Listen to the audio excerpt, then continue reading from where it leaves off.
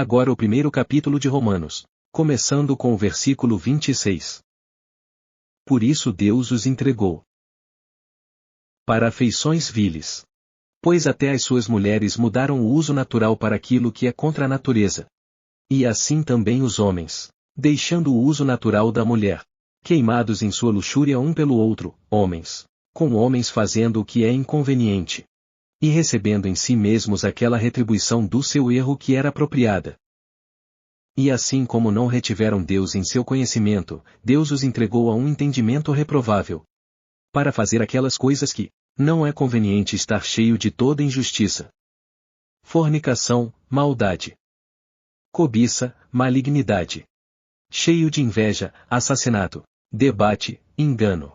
Maldade, sussurradores, difamadores, odiadores de Deus. Desafeto, orgulhosos que se gabam. Inventores de coisas más. Desobedientes aos pais. Sem compreensão, quebradores de aliança. Sem afeição natural. Implacável, sem misericórdia. Quem, sabendo o juízo de Deus, que os que cometem tais coisas são dignos de morte, não apenas fazem o mesmo, mas se regozijam em fazê-los. A última parte me assusta. Porque quando você assiste à televisão ou a um filme e vê todas essas coisas acontecendo e você, se tiver prazer nisso e você sentir um prazer vicário nisso, então você é igualmente culpado. Ou sou igualmente culpado. E isso me incomoda. Quando eu assisti algumas coisas na televisão. Você sabe, eu tive o privilégio de ver o Sr. Kenyatta em seu último ano como presidente do Quênia. E eu nunca vou esquecer aquele dia quando o conhecemos e então sua filha deu um maravilhoso almoço para nós. Ela foi a prefeita de Nairobi. E eu me lembro que o acusaram de ser o chefe do Mau Mau. E claro, ele não gostava dos britânicos quando os britânicos governavam o Quênia e havia todo tipo de atividades guerrilheiras acontecendo e muitas mortes e muitas pessoas foram assassinadas. E quando os britânicos finalmente decidiram baixar a bandeira e entregá-la ao povo, o Sr. Kenyatta foi eleito presidente do Quênia. E ele subiu no rádio. Eles não tinham televisão no Quênia naquela época e ele foi para o rádio. E ele se dirigiu à nação e os britânicos estavam assustados sobre o que ele diria porque eles achavam que poderia haver um grande massacre de britânicos. E o Sr. Kenyatta fez isso. Fez seu discurso. E então ele disse perto do final de seu discurso: Eu te perdoo. Você me acusou de muitas coisas e me colocou na prisão.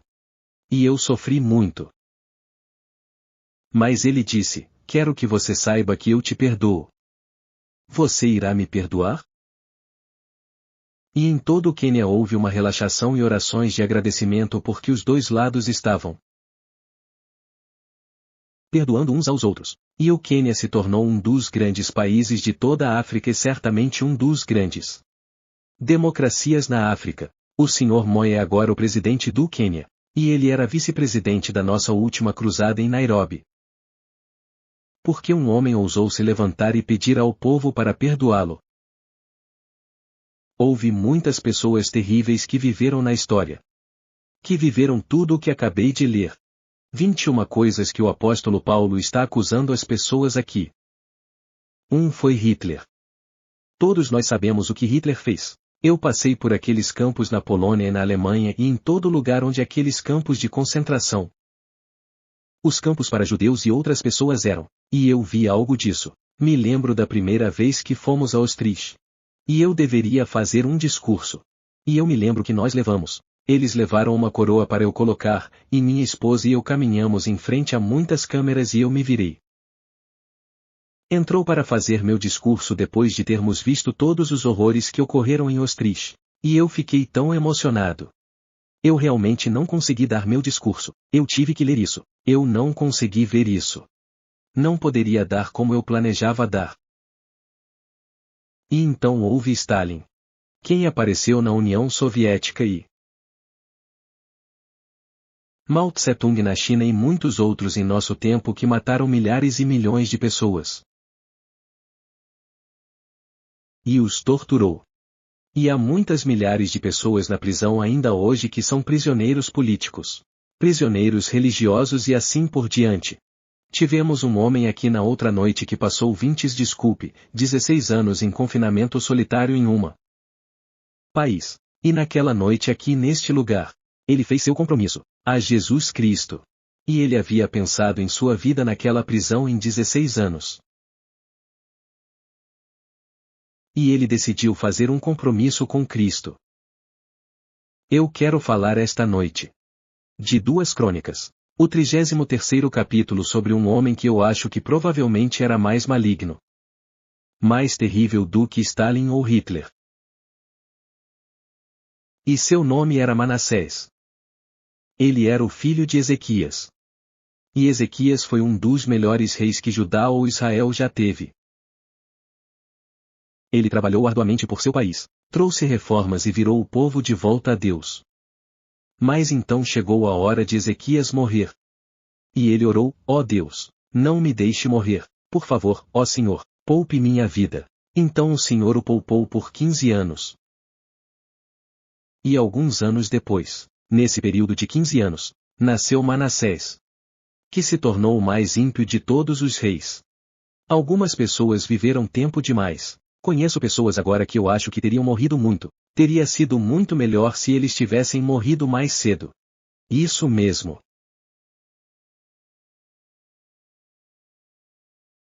Mas Ezequias também abriu as portas e mostrou todos os tesouros que Judá tinha aos babilônios. E eles entraram mais tarde sob Nabucodonosor e roubaram tudo isso. Eles disseram que queriam as riquezas de Jerusalém e Judá, e as levaram. Mas tendo vivido uma vida plena, o Senhor havia dito a Ezequias: coloque sua casa em ordem. Porque certamente morrerás e não viverás. Mas Ezequias não aceitou a vontade de Deus. E assim ele se voltou para Deus e implorou a ele para viver. Ele se recusou a aceitar a morte. E ele não pôs sua casa em ordem. Sim, eu acho que algumas pessoas vivem tempo demais. Manassés se tornou rei aos 12 anos e se colocou para desfazer todas as boas coisas que seu pai tinha alcançado. Ele era um homem muito ímpio. A Bíblia diz que ele era culpado de algumas das piores idolatrias da história de todo Israel ou Judá. Ele estabeleceu deuses em todos os lugares, até mesmo no templo de Deus, outros deuses onde as pessoas adoram. E a idolatria é qualquer coisa que vem entre você e Deus. É onde o eu é preferido sobre Deus. Para que todos nós aqui possamos dizer em certo sentido que fomos culpados uma vez ou outra de idolatria. E Deus odeia a idolatria mais do que qualquer outro pecado. E sob a lei de Moisés, um homem poderia ser apedrejado até a morte por se engajar na idolatria. Ganância, a Bíblia diz, é idolatria. Se você cobiça, se você tem ganância. E isso se torna um pecado na sua vida. Pode se tornar idolatria. E quando o apóstolo Paulo estava andando em Atenas em seu dia, ele olhou para uma cidade que a Bíblia diz ser dada à idolatria e Paulo advertiu os gregos coríntios para fugirem da idolatria em 1 Coríntios 10 e Paulo definiu um cristão para os tessalonicenses como alguém que havia se voltado para Deus da idolatria para servir ao Deus vivo e verdadeiro. Você é culpado de idolatria? A cobiça é parte da sua vida? A ganância é parte da sua vida? A Bíblia diz que você deve se manter longe dos ídolos em 1 João 5, mantenha-se longe desses ídolos. É aquela caixinha que chamamos de televisão? É esse o seu ídolo? Você passa tempo adorando em silêncio na frente dele? Você passa mais tempo com isso do que com o Senhor em oração ou estudo da Bíblia? Qual é o seu ídolo? Hoje temos quase uma adoração a estrelas de cinema, estrelas de televisão, figuras esportivas, todo o resto disso. Não podemos deixar de ter pessoas em nosso dia que se tornaram celebridades instantâneas na televisão. E olhamos para eles e pensamos: oh, não seria maravilhoso ser como um deles? Eu gostaria que você pudesse falar com alguns deles. Quão miseráveis muitos deles realmente são. Quão vazias elas são. Eu conversei com um homem hoje que está em um show esta noite em algum lugar perto de Denver. Ele aconteceu de estar subindo no elevador onde estamos hospedados. E eu conversei com ele e ele disse, Sr. Graham, eu prefiro muito mais estar aqui para te ouvir esta noite. Ele disse, eu preciso do que você tem. Eu disse, você pode vir amanhã à noite? Ele disse, eu certamente vou tentar. Espero que ele faça. Qual é a coisa que significa mais para você? É a sua conta bancária? É sexo? É bebida? São drogas? É prazer sensual? O que é? O que é que faz você ser um idólatra? E então a segunda coisa pela qual Manassés foi culpado foi imoralidade. Ele construiu altares para Astarot, Baal. Vil e obsceno que eles tinham e sacerdotes se cortavam e se espancavam e então cometiam imoralidade com as sacerdotisas do templo ou prostitutas do templo. O mesmo hoje. Vemos isso em todo lugar. A Bíblia fala de uma geração má e adúltera, Mateus 12h39 e Pedro fala de uma sociedade não regenerada com olhos cheios de adultério e que não podem cessar do pecado. Você quer desistir, mas você não pode. Relacionamentos que você precisa quebrar para salvar seu casamento, mas você não consegue. Os pensamentos que você tem em sua mente que você gostaria de se livrar e ser dominado pelo pensamento de Cristo. Deixe esta mente estar em você, que também está em Cristo Jesus. Mas você não pode fazer isso. Você não tem poder. Se você vier a Cristo esta noite e abrir seu coração para Ele, Ele lhe dará um poder sobrenatural. O Espírito Santo, que pode te ajudar a se afastar desses relacionamentos, a se afastar dessas coisas que está errado. Afaste-se daquelas coisas que chegam entre você e Deus. Ezequiel escreveu sobre aqueles que eram velhos em adultério. A idade não vai te curar, você pode achar que isso vai, mas não vai porque nossos corações se tornam duros. E a Bíblia diz que aquele que endureceu seu coração, sendo frequentemente reprovido, será cortado de repente. E isso sem remédio. Você pode vir a uma reunião como esta e endurecer seu coração. Você pode ouvir o Evangelho e seu coração fica um pouco mais duro. E às vezes você pode querer responder ao chamado a Cristo, mas pode ser tarde demais. É possível? Vamos ver em um momento. E então Manassés tinha religião. Ele tinha religião. Até o diabo acredita. O Nicodemos veio a Jesus e ele era um líder religioso. E ele começou a fazer a Jesus algumas perguntas espirituais, questões religiosas. E Jesus disse a Nicodemos: você precisa nascer de novo. Você é um líder religioso, mas isso não é suficiente. Você vai ao templo várias vezes por semana. Você dá o dízimo de tudo o que tem. Você é um bom homem, mas isso não é suficiente. Você precisa do novo nascimento. Você precisa do Espírito Santo para vir de cima e mudar toda a sua direção de vida e mudar seu coração e mude seu espírito e mude seu relacionamento com Deus. Judas era religioso. Ele era o tesoureiro do pequeno grupo de Jesus.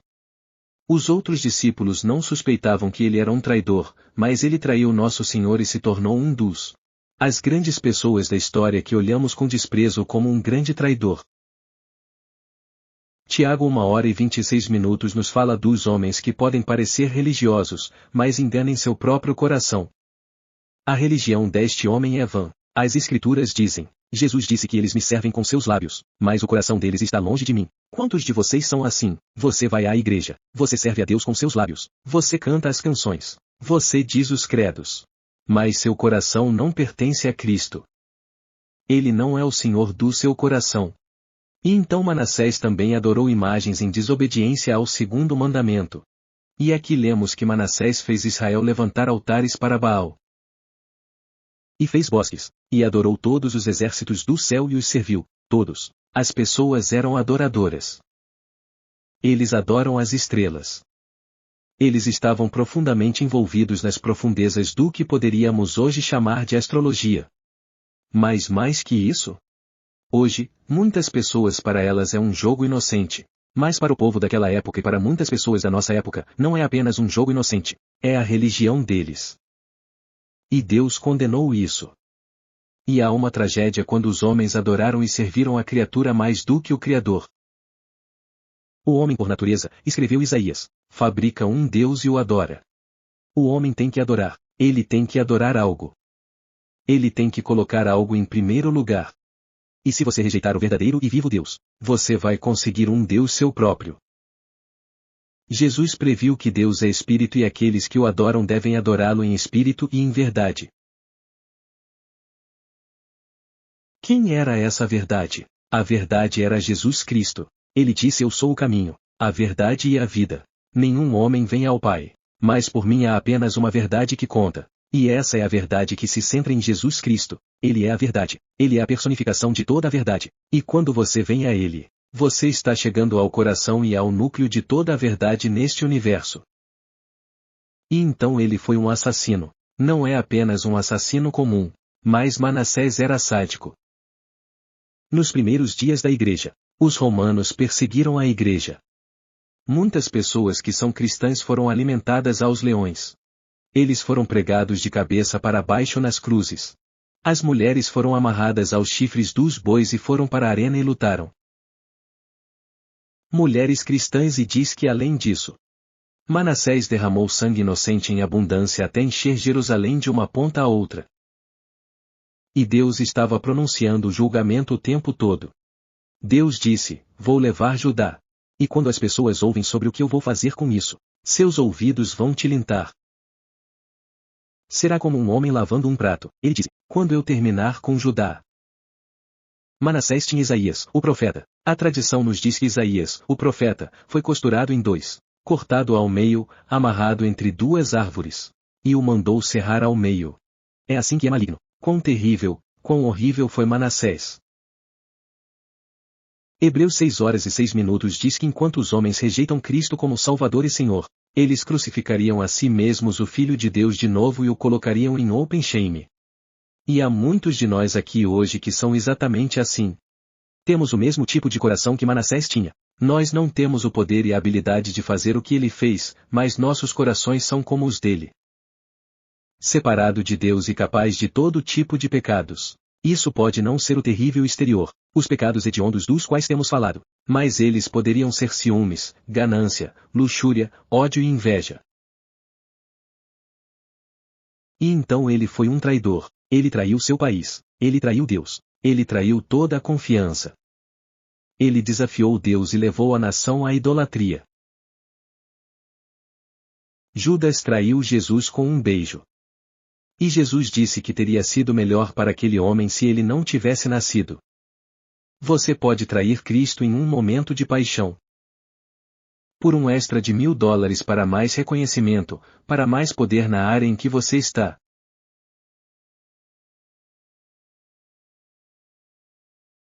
Manassés foi além dos pecados de outras nações que Deus havia apagado. E nós também, diz a Bíblia, todos pecaram e carecem da glória de Deus. Eu sou um pecador, você é um pecador, todos nós pecamos e estamos sob o julgamento de Deus. Pois todo aquele que guardar toda a lei, e ainda assim ofendido um partido é culpado de tudo, diz as Escrituras. Jeremias 17, diz que o Senhor sondou o coração esta noite, Ele está buscando alguns dos seus corações. Alguns de vocês estiveram no coro todas essas noites e Deus tem falado com vocês e você ainda não fez seu compromisso com Cristo. Muitas pessoas aqui esta noite que precisam de Cristo. Todo o caminho de um homem é reto aos seus próprios olhos, mas o Senhor pondera o coração. Pense em Deus tomando seu coração e sua vida e ponderando: eu tenho um neto. Meu neto mais novo, ele tem apenas 1 ano. Ele ainda não aprendeu a engatinhar. Ele ainda não aprendeu a andar. Acho que ele é bom. Mas ele certamente pode ponderar as coisas. Você lhe dá alguma coisinha e ele apenas fica olhando para isso por um longo tempo. Então ele olhará em seu rosto e ponderará o seu rosto. Deus punia nossos corações. Ele examina o coração. Estuda o coração. E no Salmo 44 diz: não deve Deus investigar isso? Pois ele conhece os segredos do coração. Você não pode esconder nada de Deus. Alguns de vocês têm assistido às audiências em Washington. Não vou te dizer o que eu penso sobre eles. Eu não assisti muito, mas assisti um pouco. E como você pode esperar que alguém se lembre de algo que aconteceu há 3 ou 4 anos, em uma conversa privada em algum outro país, em outra língua que eu não conheço? Mas você deveria saber.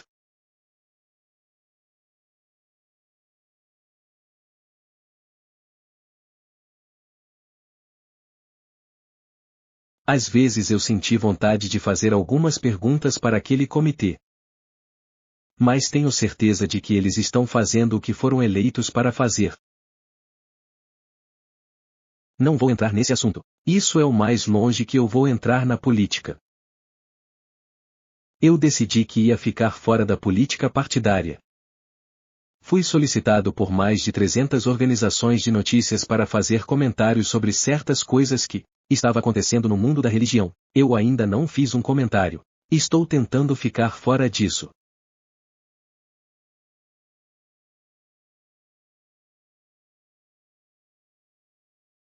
E apenas continue pregando o evangelho porque não há nada saindo de Washington ou de nenhum desses lugares que vão salvar o mundo. Vão transformar homens e mulheres. É Cristo.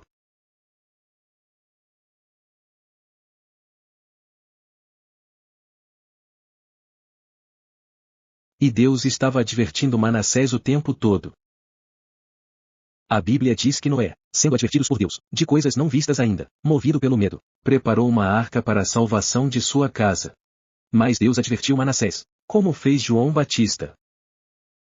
João Batista disse ao povo de seu tempo: você é uma geração de víboras. E quem te avisou para fugir da ira que está por vir? E as Escrituras dizem que tenha certeza de que seu pecado te encontrará algum dia, em algum lugar. Cada pecado que já cometemos nos encontrará. Você não pode cometer um pecado e sair impune. Nenhum pecado. Você vai pagar por isso algum dia, em algum lugar. Ou a Bíblia não é verdadeira ou alguém terá que pagar por isso por você.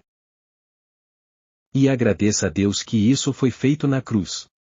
Cristo tomou nossos pecados na cruz.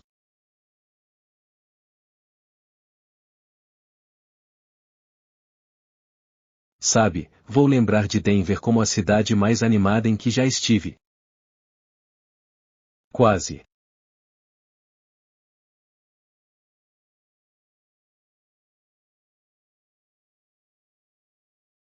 Este é um dos poucos lugares onde você realmente aplaude o homem que vai fazer a coleta. Isso é meio novo para nós. Eu acho que eles fizeram em Anaheim, embora isso também tenha sido, mas é. Eu digo quando você aplaude. Eu suponho que é assim que costumávamos dizer nos velhos tempos. Amém. Você sabe, e as igrejas que eles teriam no sul, tinham o canto do Amém. E quando o pregador disse algo bom, ele esperaria ouvi-los dizer Amém. E então diz, dizendo Amém aos pregadores. Como dizer solte-os a um cachorro. Mas o julgamento ia cair sobre Manassés. E Deus disse, me estou trazendo tanto mal sobre Jerusalém e Judá que quem ouvir isso.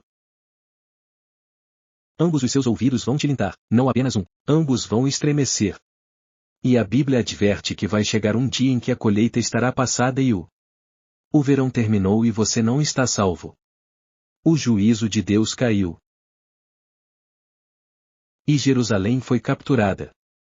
E todas aquelas coisas que se acumularam, e todo o dinheiro, e toda a prata e o ouro foram levados para a Babilônia. E Manassés não foi condenado à morte. Ele foi levado em correntes para a Babilônia e colocado em uma masmorra escura e úmida. E lá estava ele com uma consciência torturada, memórias atormentadoras.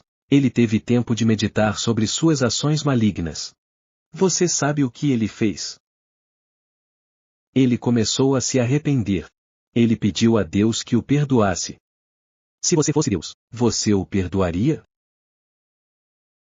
Você perdoaria um homem que fez tanto quanto ele fez? Ele fez o sangue correr em Jerusalém. Por toda a extensão das ruas. Tão alto quanto as pernas do cavalo. Ele havia semeado um grande profeta como Isaías em 2. Ele havia pego seus próprios filhos e os dado a um dos deuses e os queimou. Você o perdoaria mesmo que ele pedisse perdão se você fosse Deus? Muitos de nós não seríamos capazes de fazer isso, mas você não conhece Deus. Nós nunca fazemos. Conheça as profundezas do amor de Deus, e a misericórdia de Deus e o perdão de Deus. É difícil para nós entender isso. Mas você sabe o que Deus fez? Deus o perdoou.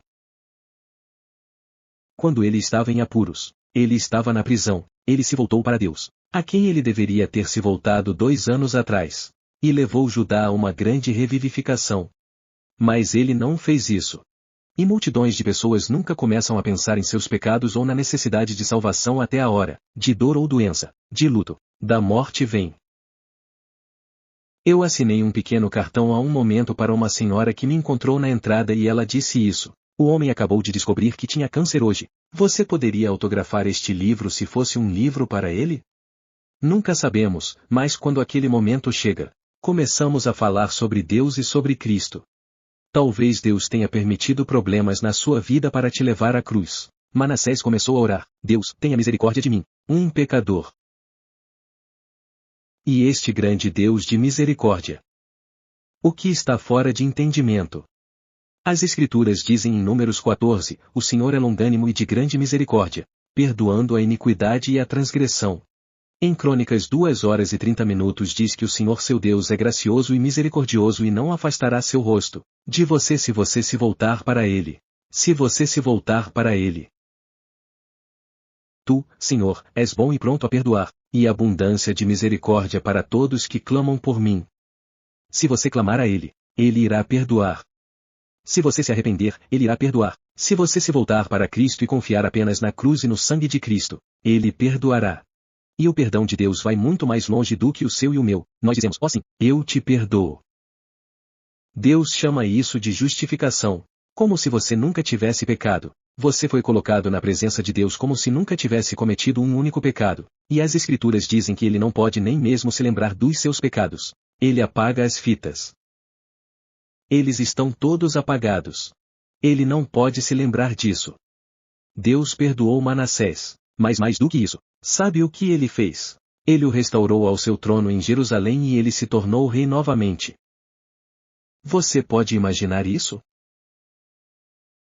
Quando o ladrão na cruz que era um assassino em Araba orou ao Senhor e disse: Senhor, lembra-te de mim quando vieres ao teu reino. Jesus disse: hoje estarás comigo no paraíso. Naquele único momento Deus, Cristo, o perdoou e o levou para o paraíso com ele. Ele não teve tempo para ser batizado. Ele não teve tempo para fazer boas obras. Ele não teve tempo para nada, exceto confiar em Cristo. E é isso que você precisa fazer. Coloque toda a sua confiança nele. E é isso que a fé significa. Fé significa compromisso. Nós comprometemos nossas vidas a ele. Quando eu me casei, eu entreguei minha vida a Ruth. Tudo o que eu tenho. Ela se comprometeu comigo. Não era apenas sentimento. Sentimentos vêm e vão. Foi um compromisso de vida inteira.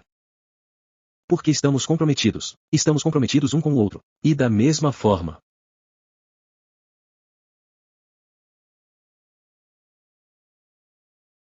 Da mesma forma, nós devemos nos comprometer com Cristo, para sempre.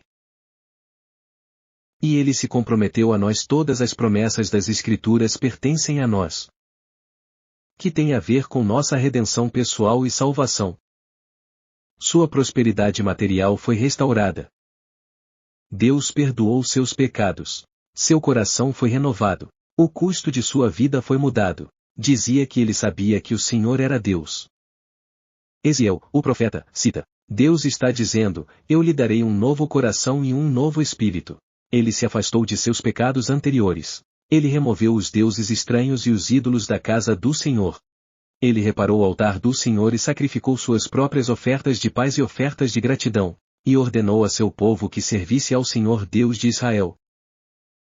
Se Deus faria isso por Manassés, ele fará isso por você e mais.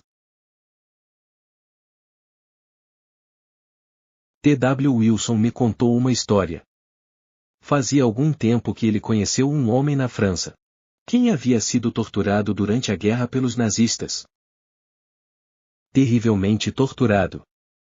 É que eu nem consigo descrever para você diante dessa multidão o que foi feito com ele. Você não conseguiria acreditar. Após a guerra, este homem sentiu-se chamado por Deus para se tornar um pregador, e ele se tornou um pregador em campos de prisioneiros. E um dia ele estava na Alemanha e foi a um campo de prisão na Alemanha. E ele viu este homem que foi chamado de Terrible Dunker, que havia machucado tantas pessoas. E quem foi responsável por tantas mortes? E ele foi até ele e disse ao Dunker: Ele disse: Você se lembra de mim? Ele disse: Não, eu não acredito que eu tenha. Ele disse: Meu nome é reverendo assim e assim. Oh, Duncan disse: Eu me lembro de você. Ele disse: Duncan. Ele disse que se eu não conhecesse Jesus Cristo como meu Senhor e Salvador, eu o odiaria e tentaria. Te matam. Mas eu conheço Cristo. E estou te perguntando se você se renderia a Cristo e deixaria Deus te perdoar e se tornar um cristão. Duncan olhou para o lado e disse: Você quer dizer que me perguntaria isso depois de tudo que fiz por você? Ele disse sim. Porque agora Deus me dá a capacidade de amar você. Eu odeio você naturalmente. Mas sobrenaturalmente, com o Espírito de Deus vivendo em mim, eu te amo. E o Duncan começou a chorar. E ele se ajoelhou e deu sua vida a Cristo. É assim que Deus vê você, com misericórdia e amor e perdão. Ele te perdoará. É possível rejeitá-lo de tal forma que você não possa ser perdoado? Claro. Se você o rejeitar e seu coração se endurecer, o Espírito Santo pode falar com você e te convencer e te cortejará e te dará outras oportunidades. Mas você não pode ouvir a voz dele porque sua consciência agora está morta. Mas mesmo até o momento da morte, aquela oferta de perdão e salvação está aberta a qualquer um.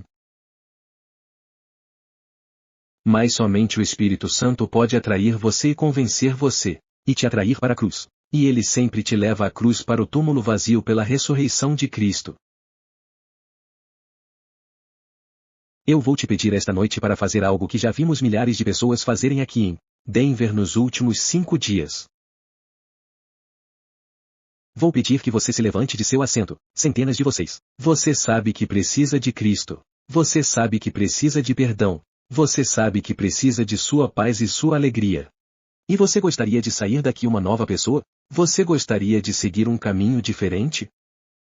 O que você tem que fazer? Você deve primeiro se arrepender do pecado. Isso significa mudar sua mente. Mude sua atitude, e isso significa mudar seu estilo de vida, mudar sua forma de viver. Você tem que estar disposto a fazer isso. Deus tem que te ajudar no arrependimento. Então, em segundo lugar, você entrega a sua vida a Cristo e apenas a Cristo. Nem quaisquer outros deuses. Não outras coisas que você olha. Você olha para Cristo sozinho para perdão e salvação. Você pergunta: por que pede às pessoas para virem à frente? Porque cada pessoa que Jesus chamou no Novo Testamento, ele chamou publicamente. Se você não está disposto a confessar-me diante dos homens, ele disse: eu não confessarei você diante de meu Pai, que está no céu. Há algo em vir para a frente e ficar aqui abertamente como ele morreu na cruz. Publicamente na frente de uma multidão de pessoas. Para você, com certeza pode vir aqui. E faça seu compromisso com ele. Vamos esperar. Se você vem daquele andar superior ali, vai levar cerca de 3 ou 4 minutos. Eles começarão agora. Centenas de vocês simplesmente se levantam de seus assentos. E depois que você veio, é isso que vamos fazer. Vou dizer uma palavra a você. Tenho uma oração com você. Se você está com amigos ou parentes, eles vão esperar por você. Se você veio de ônibus, eles vão esperar. Ou você pode trazer seus amigos com você. Mas apenas levante-se e venha e diga esta noite: eu quero ter certeza. Eu quero ter certeza de que Cristo está no meu coração. Eu quero saber que meus pecados estão perdoados. Eu quero saber se eu morri, eu iria para o céu. Eu quero Jesus esta noite. Você se levanta e vem rapidamente agora de todo lugar.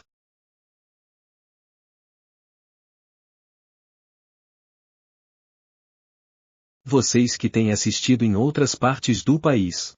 Pode-se ver isso aqui em Denver, estádio com Mile High.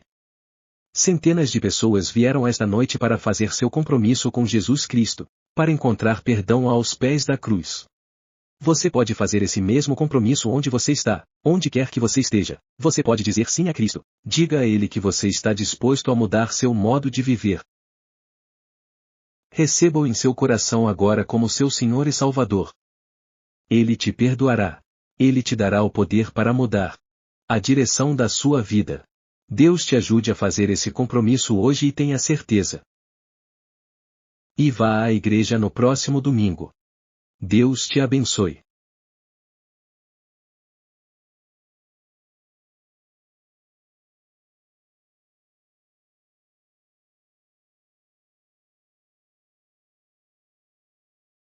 E como o Sr. Graham acabou de lhe dizer,